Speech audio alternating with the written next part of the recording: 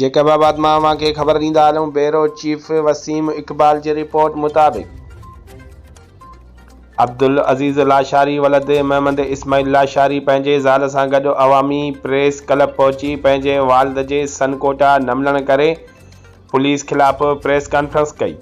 DIG लारकानो ऐं कानून वारे वज़ीर खां मुतालबो कयो त मूंखे मुंहिंजे पीउ जी नौकरीअ जो हक़ ॾिनो वञे। असां ग़रीब आहियूं, ख़ुदा जे वास्ते मूंखे मुंहिंजे पीउ जी नौकरीअ जो हक़ ॾिनो वञे। और उनके घुराए पियो करे पियो उन्हनि खे हक़ ॾिए पियो। उन्हीं को बाद आयो नासिर पठान साहब 2023 में 6 तारीख ते बाकायदे हिते DIG साहब नासिर साहब आयो। उन्हीं को बावजूद SSP साहब ॿियो आयो ऐं शीट केला रख जेको आहे असगर भयो। इन्हीं जो चवणु इहो आहे त फौतकी कोटा जेकी आहे IG साहब बंदि करे छॾी आहे।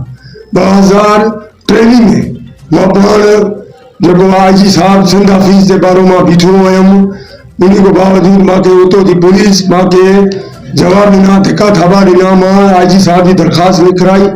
मां पंहिंजे हक़ जे लाइ साईं मां घणो टाइम बड़ी चुको आहे, लेकिन असांखे हक़ न मिलियो।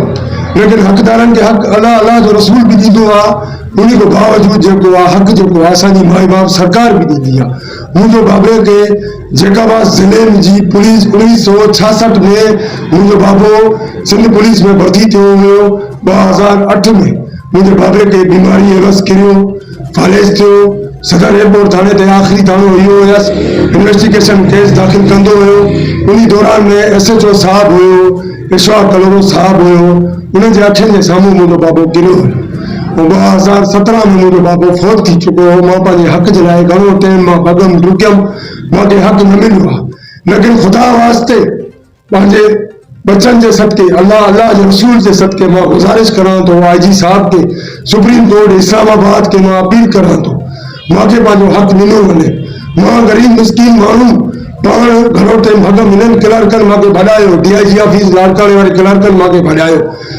SP ऑफिस पुलिस हेडक्वार्टर वारे क्लर्कनि भॼायो। उन्हनि जूं जिन जा हक़ रखियल आहिनि